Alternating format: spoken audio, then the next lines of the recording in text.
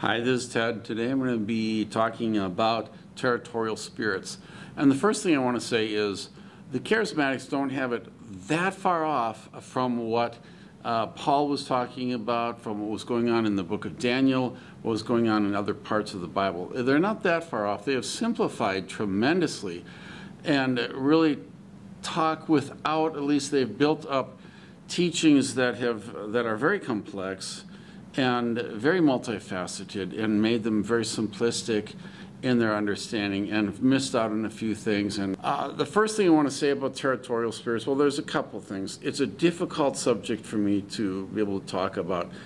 I have been digging into territorial spirits, even though it's not a biblical name, and I've never called it territorial spirits, but I've been digging into the principalities and the powers since the early 1980s, when in school I read a book called Christ and the Powers by Hendrikus Berkhoff, and it just fascinated me, and so I've been digging into it, trying to understand it from a biblical point of view since then. And when the territorial spirits became very popular in the late 1990s and the early 2000s, it was a little bit miffed with that, because it's a little different, a little slightly different than what you're going to see throughout the scriptures. And I'd like to explain to you what you're going to see in the scriptures. And this might take a while, all right? Because I just put these few thoughts together in this last week. And the more I think about it, the more things I want to throw in there. So I'm just going to stop right now, today, and give you the things that I've gotten today. It's going to be kind of a brief summary look at a lot of the stuff I've been looking at. Some of the problem with this, it's not a biblical term. The Charismatics focus precisely on Daniel chapter 10, where Daniel is praying and he gets a message from the archangel Gabriel saying that Gabriel had to fight with the prince of Persia for 21 days before he was able to finally break through. And based on that and a few passages of scripture where Paul talks about the elements of this world and the principalities and powers, etc., and fighting against them, these are the things that they kind of focus on. I'd like to present a look at a far wider range of things going on. They have basically taken a very multifaceted and very complex subject and simplified it and put in modern worldview and pushing it and kind of force-feeding it and putting it within the whole thing about principalities and powers, which I'm going to be talking about, and give you just a little broader of a look at it. And that doesn't mean this is the whole thing. I keep on finding more stuff, and it's just like I say, it's multifaceted. It's so much. And the problems we have is because we don't have a full knowledge of what they were talking about back then in the first century. When Paul talks about the principalities and powers, there's some things we know about it, but there's some other things we don't know what was in his mind. The Charismatics would like you to think it's just very simple. There are demonic powers out there in the heavenly places. The concept, however, is similar in some respects. In the past, I have not broached this subject. I have not dug into this much because of the complexity, because it's so different than the way most people think nowadays, and so I just kind of let it go. Nevertheless, my curiosity keeps on digging me deeper and deeper and deeper into the subject. All right. Now, another problem is, back in 70 AD, a lot of Israel's books were destroyed in fire as the Roman armies came in and took over Jerusalem and destroyed so much of what was there. So there's not a lot we know about the stories that went before and the influences that helped influence the apostles and helped influence Jesus. All these things are kind of vague at best. So that's another issue. We have scrolls in synagogues that were destroyed, all this kind of stuff. We don't know what synagogues liked what scrolls. And this is another issue, is that when we are dealing with the Old Testament, when we're dealing with the writings that the apostles had, we're not sure what they had in each synagogue.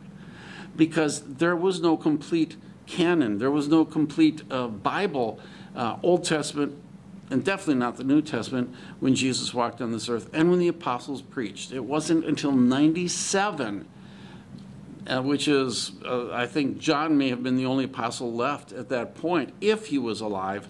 And it wasn't until then that the Jewish council got together in Jamnia and put together the canon that we know of that is called the Old Testament. So before then, they just had scrolls here and there were scrolls that were not that popular, like Esther. And there were other scrolls that I guarantee every synagogue had the first 5 books of the Bible, probably Isaiah and Jeremiah, the Psalms, and several others. Other issues, as I mentioned, so much of the background is unknown, and what we have is multifaceted. Let's get into it. Here's what I know of the territorial spirits. First of all, this whole concept was developed within apocalyptic literature of the day.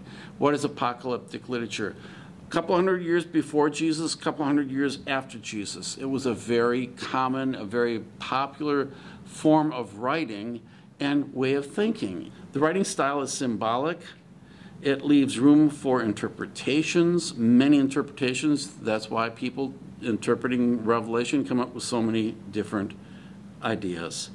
The books are Revelation, Daniel, Ezekiel, parts of what Jesus said, and other places here and there within the scriptures. You will find that the message is within apocalyptic literature. We are facing a terrible day. It's going to get worse, but there's a good day coming. That is apocalyptic literature in a nutshell. You could literally have a whole course on that. Nevertheless, I'm going to give it to you there in about 2 minutes, maybe 1. The Charismatics like to focus on Daniel 10, and they like to focus on some of Paul's writings when he talks about tearing down the principalities and powers. This is what the charismatic movement likes to focus on. But there's another verse that is I believe, is central too, where this kind of thinking of the spirits and all this kind of stuff really come from. And it comes from Deuteronomy 32:8. When the Most High assigned lands to the nations, when he divided up the human race, he established the boundaries of the peoples according to the number of the heavenly court.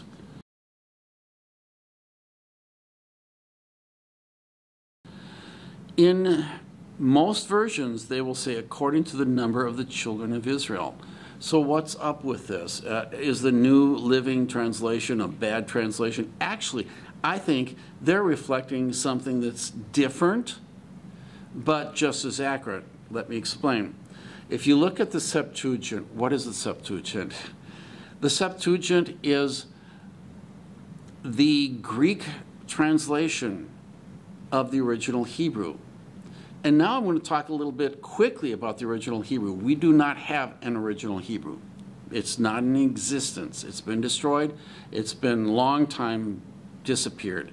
What we have are copies of copies of copies of copies. And also what happened is those copies took different forms. And you had somebody here following this form of the Hebrew translations, and you have somebody following these other forms. And so there's a divergence that take off, and possibly several divergences. I don't know if that's a word, but several different directions. The Septuagint we have found recently in the last few decades, we have found that it is based on another form, another translation that is not what is in our Hebrew Bible, which is the Masoretic Text. So they're following something else, and the Septuagint, which is the Bible that the apostles used to write the New Testament, the Septuagint reflects and says, basically, it is according to the heavenly court. So I'm saying that given the Septuagint and that reflection of the Hebrew that it was translating, and given the fact that most nations have their own gods, their own powers that they serve, and Israel claimed to have only God as the the one that they serve. We will find that Israel constantly goes off and tries to get something else. Nevertheless, I think this Deuteronomy chapter 32, verse 8, is the source of what you're going to find in the apocalyptic literature as they present to us a whole new world.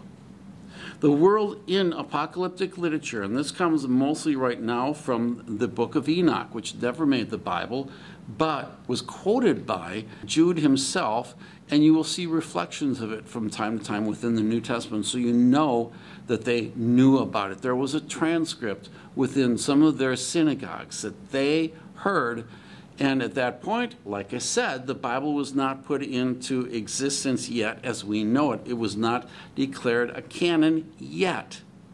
So it's very possible that they considered this to be equal to Scripture. Now, a lot of people will argue that and say, no, Jude was just quoting something from a book.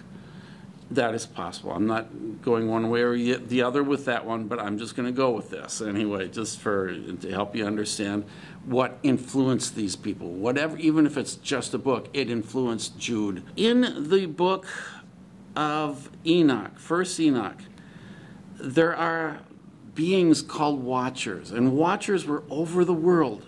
They were to help protect and take care of the world. They watched over, they directed, and they fell. Why? Because they saw women, the daughters of men, and they were, quote unquote, the sons of God. And this is how the apocalyptic writer saw it.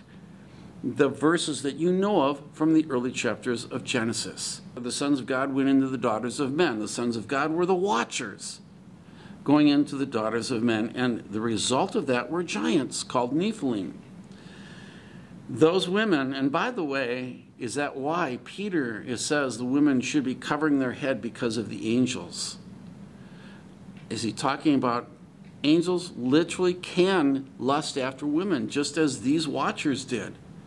And it became their downfall. They lusted after women. They had sex with them. They had children. They're called Nephilim. And because of that, judgment comes. God raises up Noah, and he's going to create a flood because those children, called Nephilim, giants, went around crushing people and were violent, etc., etc. After the flood, when those children, the Nephilim, died, their spirits became demons. So when you see Jesus talking to demons, according to a lot of people in Jesus' day, they believe the demons came from there, from those spirits of the Nephilim.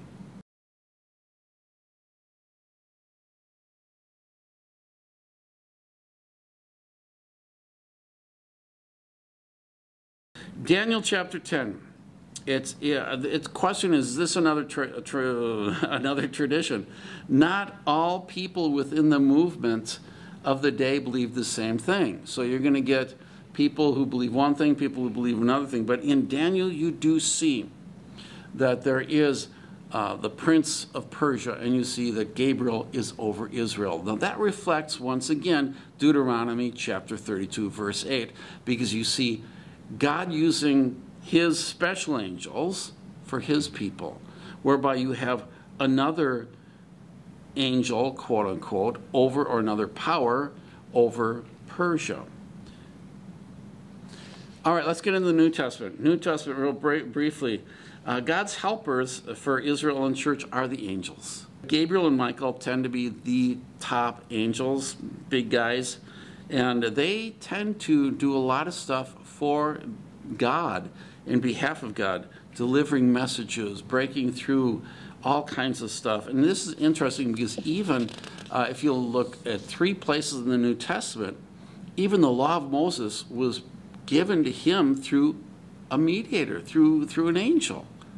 And we find that in Galatians 3:19, Acts 7:53, Hebrews 2:2. So angels were considered very important and kind of like mediating between God. So God would send his messengers, his angels, to help us. In the Gospels, Jesus says, I saw Satan fall from heaven. He also says, all power, this is after the resurrection, all power has been given unto me. Therefore, go out and make disciples. The miracles that Jesus did were representative, was showing and telling us that he had power over these demons. In the writings of Paul, he basically presents these elements of this world, the principalities and the powers. He presents them as structural beings. In other words, they're part of the world structure all around us, like height and depth and future and present. Jesus exposed them at the cross. Colossians 2:15. How did he expose them? Because all the powers that we believed that were under God or outside of under God, the Roman powers with our own leaders who are supposed to be under God and not under the world, together, they gathered together to kill the Lord's anointed. So for the Apostle Paul, that was a demonstration, it was an exposure that all these people belong to not only this world, but to the powers of this world. Jesus exposed that on the cross, and by exposing, he took off their armor, he stripped them down, he triumphed over them. We are crucified to these powers. All of them. Even Paul considered his own identity, every part of his identity is dung, his personal identity, who he was. A Pharisee, a Jew of Jews. He's talking his nationality. He's talking political. He's talking national. He's talking personal. He's talking in every respect. Everything is done for my identity, but Christ alone. And finally, he mentions in Colossians chapter 2 as well that the people he's talking to are returning back to these powers. And he's saying, stop doing that. All right, you've been crucified to it. You've put it away. Follow Christ. In the book of Revelation, we see 7 churches that have angels over them. All types of spiritual powers throughout the book of Revelation. Now, that pretty much wraps up the biblical approach to it. I do want to mention the Charismatics, in their Territorial Spirit teachings, will simplify everything. So that's it for today. Just a real brief review of what's in the Scriptures. And this is Ted. You all have a good day.